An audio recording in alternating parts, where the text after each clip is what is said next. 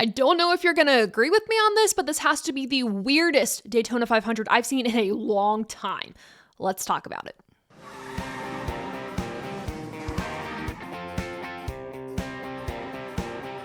If you don't know me, my name is Taylor Kitchen, and welcome to Above the Yellow Line, where we do motorsports media your way, talking about NASCAR literally all the time.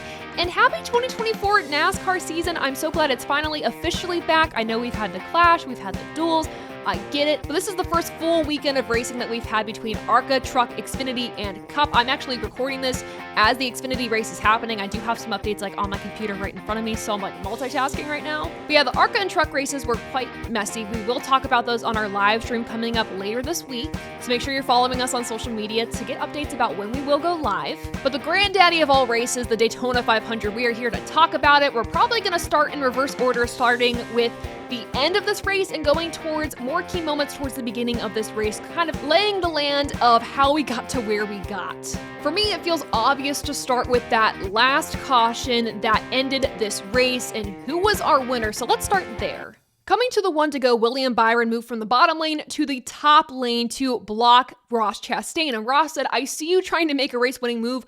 I'm going to do the same. And he tried to cross in between where he was to right in front of Austin Cindric. And there just was not enough room for him to try to go to the bottom line and make a move. And as this was happening, Austin Cindric right behind him, there was a lot of really interesting, also kind of just poor pushes happening, and it got Austin Cindric going a little squirrely, and he actually ended up turning up in the track just a little bit as Ross Chastain was trying to go for a gap that just, again, was not there. This wiped out Ross Chastain and Austin Cindric, who quite honestly looked like they could have won this race. They were pretty decent all race long. As this was happening, the front of the field did reach the start-finish line, giving them the one to go, and that's when the caution did come out. And ahead of everyone else was William Byron in the 24. He is your winner of the 66th running of the Daytona 500. Byron typically does not do well during the 500 race at all. He's won a Daytona before, I understand that, but when it comes to the 500, his stats typically are not good. However, all he had to do, and what he did really well during the day, was just stuck with his Chevy teammates. He was able to make it to the front, and he led the last 4 laps of this race, and the last 4 laps only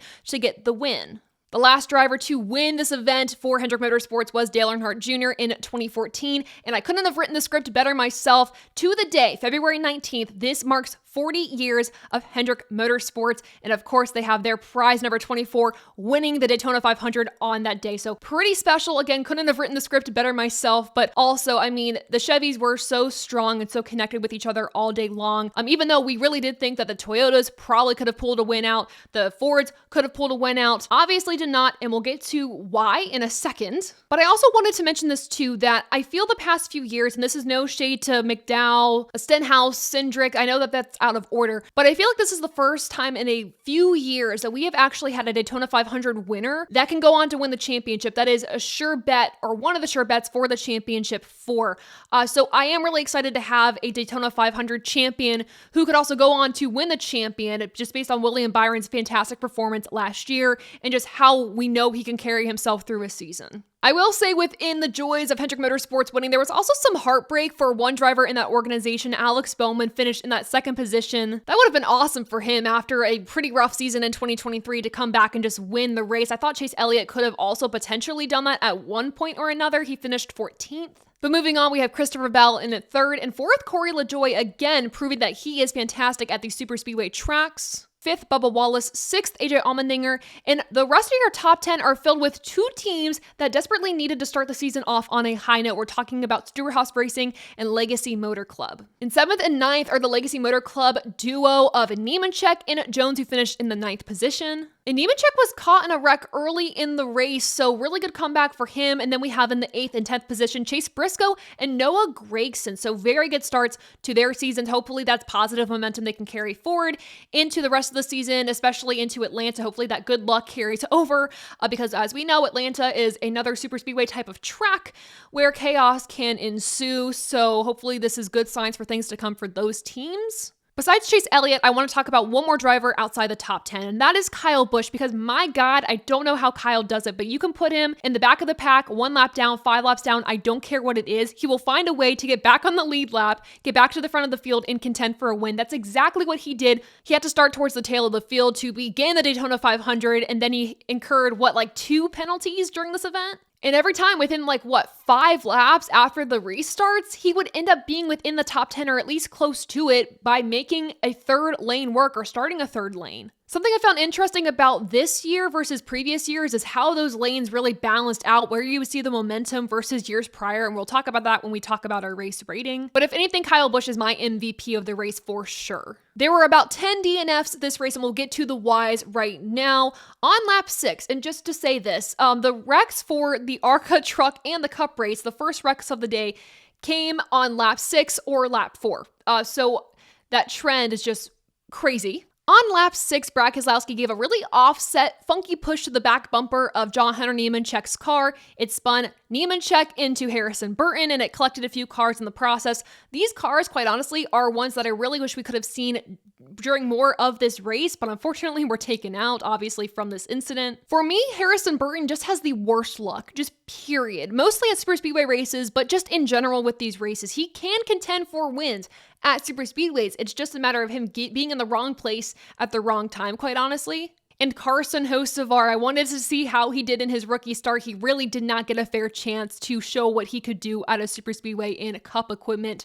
So that really does suck. I'm pretty disappointed in that, but you move on to Atlanta, I guess. After this chaos unfolded, we saw some of the weirdest strategy that I had seen in a race in a long time, especially a super speedway race. Because of this, everyone went to pit road except for Ryan Blaney, Christopher Bell, and Daniel Hemrick. They did not pit, banking on getting track position. And when they decided not to pit, this kind of forced everyone else's hand on how they would conserve their fuel, and it kind of slowed up the rest of the field as they were trying to conserve. During the duration of stage 1, a lot of cars went to pit by themselves, and AJ Allmendinger, who was by himself away from the pack, was running faster laps than the whole pack because they were conserving fuel. It was just a really, really odd stage 1 that I quite honestly didn't mind because it was just funky. So stage 1 ended all over the place. There was no consistency. You didn't really know who was on the lead lap, who wasn't. It was just wild. Ross Chastain, however, did get the win for stage 1. Stage 2 was a lot calmer, with Ryan Blaney winning it after bailing on his teammate Austin Cindric to get that win.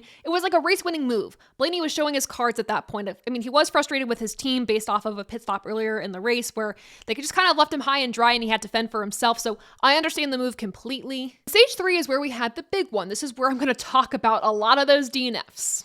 And this big caution truly did set William Byron and the rest of the Chevys up for success, because this wiped out a ton of Fords and Toyotas who were, quite honestly, at that point leading the race and quite honestly probably could have gotten the win. This really did start several laps before lap 192 when Brad Keselowski, Joey Logano, and Ross Chastain were all kind of trading back and forth with who would lead what line, trying to control the race at that point. And how many times do I have to say with the Daytona 500 in particular, Brad Keselowski and Joey Logano were leading when so-and-so happened. I mean, Brad Keselowski is a very aggressive pusher, so when he was involved in a lot of the wrecks this weekend and quite honestly maybe caused a few, there wasn't really a surprise there, but I remember so many times coming to 10 to go or something like that within these races that the cause of these wrecks had somehow involved Logano and Keselowski, but that's besides the point. As this was happening, Alex Bowman gave a really bad push to William Byron. And this push was bad because, yet again, it was one of those other misaligned pushes, misjudged pushes. This turned William Byron into Brad Keselowski.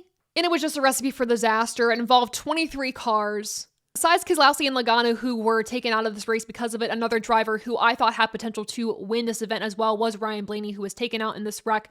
He wasn't as mad about this wreck as he was for the duels. This one was just everyone was racing really hard for the win. It's understandable. It still sucks, though. And you did see, if you saw the replay of that wreck with Ryan Blaney's in-car camera, that he hit his wrist on the steering wheel. He did say following the race at the Infield Care Center on air on the broadcast that his wrist is okay, everything's good. So all good there. As we move into the race rating, I do want to say this felt like a very different Daytona 500 than we've had in the past. And this isn't just because of like the Monday vibes. It felt racing style wise just slightly different. I felt there was a lot more defense during this race than we had seen in the past, especially when it came to pit road strategy and when one group would leave pit road and what another would do to kind of block that advance by that group leaving pit road. Heck, we saw Austin Dillon, who was a few laps down, make a block to help the Chevys and Kyle Busch maintain a lead based off of the group that was having a hard charge off of pit road. That was very impressive. I will also say this is the first time I think I've seen Toyota in quite some time look very secure at these super speedway races. They were able to hang with the rest of the pack. You didn't really see anyone getting a little squirrely or anything like that. They really were able to draft well and they were able to push very well, which is what I've been wanting from the Toyotas. So very good so far on that new body design. Same with the Fords. We knew they were fast all weekend. Proved that yet again in the race. I just wish they finished as a whole a little bit better. So far for the dark horse and the Toyotas, thumbs up on the body design. Of course, we have to see truly how they're going to perform at intermediates and short tracks. I get we've already had the clash, but I'm not going to count that to see how they perform. Overall, I do think the funky 500, I'm going to call this, was pretty good. I thought it was decent. I will say like the end of the race, just how it all played out with maybe this is an overtime, maybe it's not. We don't know what's happening. Was a little bit of a letdown. We were building up to such a aggressive and really intense finish of this race. And then that happened. And I was like, what's going on? So yeah, that did hurt my rating just a little bit, but overall though, I'm going to give this an 82%, which is definitely above the yellow line. I do think I like the 2023 and 2022 Daytona 500s just slightly better. But overall, not bad to start the season. What are your thoughts though? There's so many moments to cover that I probably didn't talk about here, but let me know in the comments below. And for more NASCAR news, make sure to check us out at TobyChristie.com and AboveTheYellowLine.com. And find us on social media too for more minute-by-minute NASCAR updates. Again, we go live this Thursday night. We'll talk about the Daytona 500 more in depth and all of the series races from this weekend more in depth. And of course, we will preview the Atlanta races.